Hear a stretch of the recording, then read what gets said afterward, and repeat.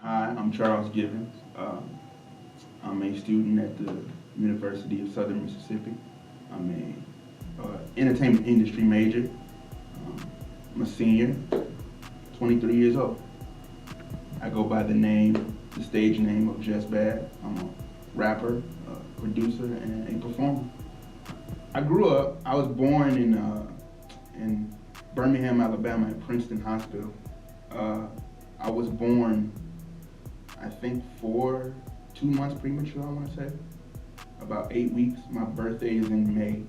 And well, my birthday was supposed to be in August, and I was born in May. So I was about 2 months premature. I was 2 pounds, 6 ounces at birth. There was a good chance that I wasn't supposed to make it, they said. It was kind of touch and go. I stayed in the hospital for about 2 months until I got old enough to take home.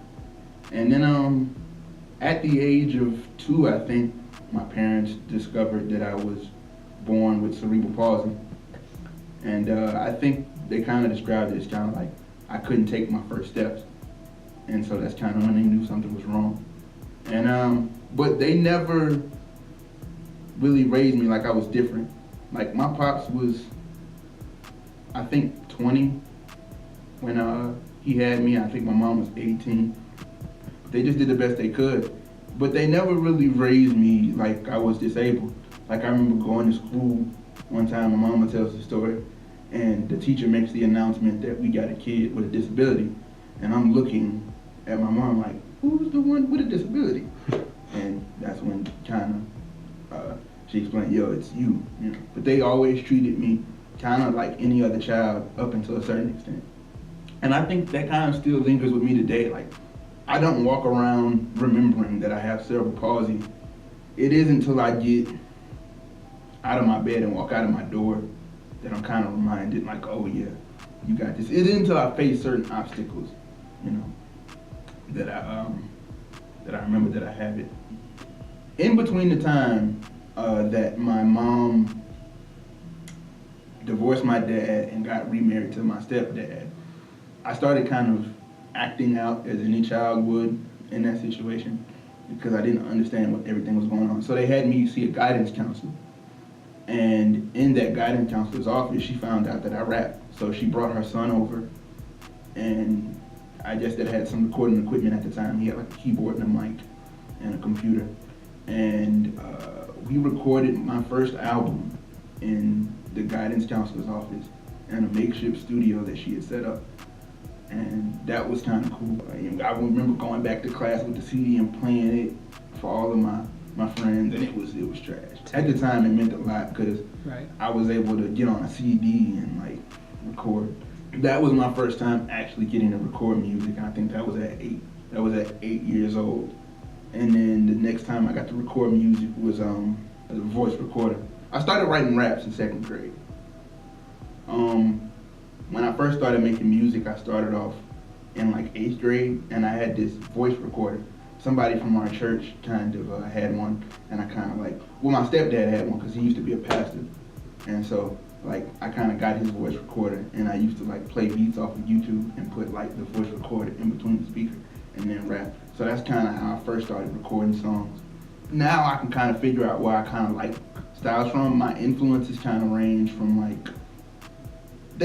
hip hop, pop. I like a little bit of rock. I try to find elements of that kind of mix in like the guitar over like 808s. So they kind of like mix into everything. I listen to everything except for country and heavy metal. I started learning about like computer programs and making your own beats around 2007. Crank That came out. Yeah. And so like he started showing us that he made a beat with Fruity Loops and keyboards. There was this keyboard that my folks had because they were in the church. My stepdad was a pastor for I think about 3 or 4 years. And so like we were very involved in the church from sun up to sundown. We was just there. Right. And like he had this keyboard. It was this Casio. And I think it only like recorded 2 tracks. So like you could only make like a melody, or you can make like a drum beat, and I could add hats. Mm-hmm. So like whatever you had to do, like if you had to hit the kick and the clap, you had to do that with all on one track. And in the next track, you could add a melody if you wanted. So one track I would do like a melody, and the next track I'm doing the kick, the clap, and trying to hit the hats at the same time.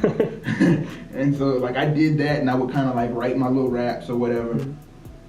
I think my dad bought me this keyboard for Christmas, this little white keyboard I think that recorded like 2 tracks. And I was like, man, I can't, because back then, like, the biggest thing was like the Yamaha Moti, which was like at the time $5,000. Yeah. And I was like, yo, you can add all your tracks on this joint. I started doing talent shows, and I record albums that get better every time that I put it out. I've done Hub Fest. I've done every single talent show here at USM since I've been here. I've auditioned for America's Got Talent recently. It still hasn't gotten to the level where like I'm huge, but I feel like I'm growing day by day by day. And so it goes from like just not being where I want to be to getting there. Like I'm still not satisfied.